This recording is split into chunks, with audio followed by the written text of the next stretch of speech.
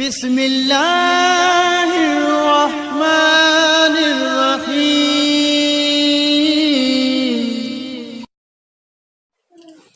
أعوذ بالله السميع العليم من الشيطان اللعين الرجيم. بسم الله الرحمن الرحيم. الحمد لله رب العالمين وصلى الله على محمد وآله الطيبين الطاهرين. أما بعد. السلام عليكم मोमिन कराम. नहजुल बलागा जे हवाले सां यारहीं निशस्त ऐं नहजुल बलागा ते एतराज़ात ऐं उन जे जवाब जे हवाले सां टी निशस्त सां गॾु तव्हांजी ख़िदमत में हाज़िर आहियूं.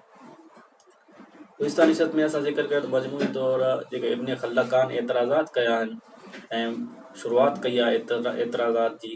इब्न खल्लकान आहे उहो जी इब्तिदा कई आहे नहजुल बलागा ते एतराज़ात जी. उनखे असां ॿिनि हिसनि में विराए सघूं था.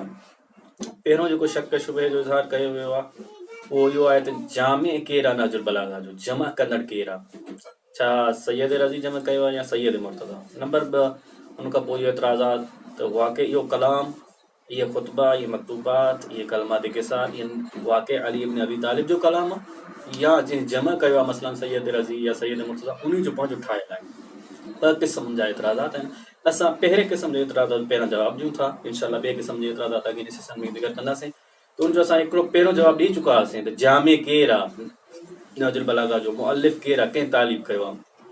असां पहिरियों जवाबु इहो ज़िक्र कयो त इन ॻाल्हि खे साबित करण जे लाइ त सैयद रज़ी जामिया नहजुल बलागा जो असां चयोसीं त इब्न खल्लकान खां तक़रीबन 150 साल पहिरियां नजाशी हिकु शिया बुज़ुर्ग आलिम दीन जी पंहिंजे किताब में रिजाल नजाशी जे नाले सां जेको मशहूरु आहे उन में उन ज़िक्र कयो आहे त नहजुल बलागा जो जॾहिं ज़िक्र करे थो सैयद रज़ी जो ज़िक्र करे थो त नहजुल बलागा जो किताब नहजुल बलागा नाले इहो ॼाणाए थो त इहो सैयद रज़ी तालीफ़ कयो आहे.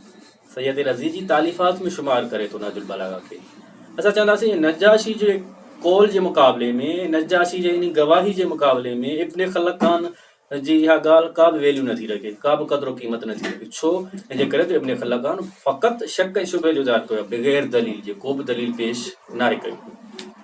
उन खां अलावा ॿियो दलील अगरि असां ॾेई सघूं था त वाक़ई इहो किताब सैयद रज़ी जमा कयो आहे इन खे उन जी तालीफ़ आहे त नहजुल बलागा जे मुक़दमे में असां ज़िक्र करे चुका आहियूं गुज़िश्ता निशस्तनि में त सैयद रज़ी ख़साइसुल आइम्मा पंहिंजे किताब ॾांहुं इशारो कयो ऐं ज़िक्र कयो त मां इहो लिखी रहियो हुउमि ऐं उन खां दोस्तनि मशवरो ॾिनो त पोइ मां मुतासिर थी करे ऐं नहजुल बलागा खे तालीफ़ कयो ऐं उनजी इब्तिदा कई.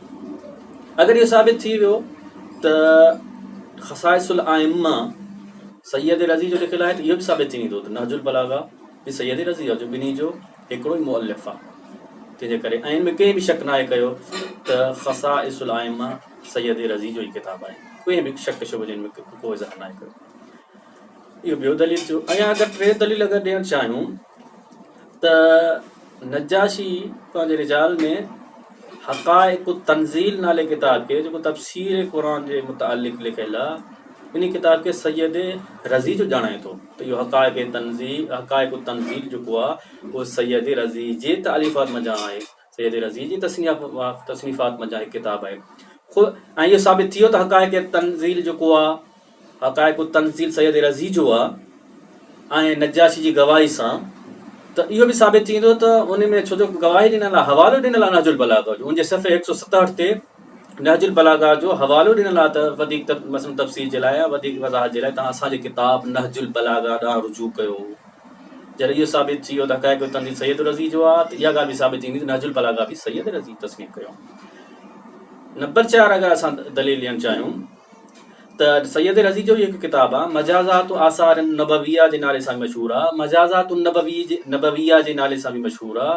उनमें कंहिं बि शक शुबे जो इज़हार नाहे कयो सैयद रज़ी जो आहे. उनमें 5 जॻहियुनि ते घटि में घटि सैयद रज़ी नहजुल बलागा जो हवाले ॾिनो. मसलन किथे फ़रमान ज़िक्र करे थो अमीरुल मोमिनीन अली इब्न अबी तालिब अलैहिस्सलाम जो त उन सां गॾोगॾु हिकु ॿियो फ़रमान आणे थो जेको नहजुल बलागा में ज़िक्र थियल आहे त उन खां पोइ सैयद रज़ी फ़रमाइनि था वधीक तफ़सीर जे लाइ तव्हां असांजी इन किताब जेके असां तालीफ़ कयो आहे मौला जे फ़रामीन जे ख़ुतबनि ते मुश्तमिल आहे नहजुल बलागा जे नाले सां उन ॾांहुं रुजू करे सघो था.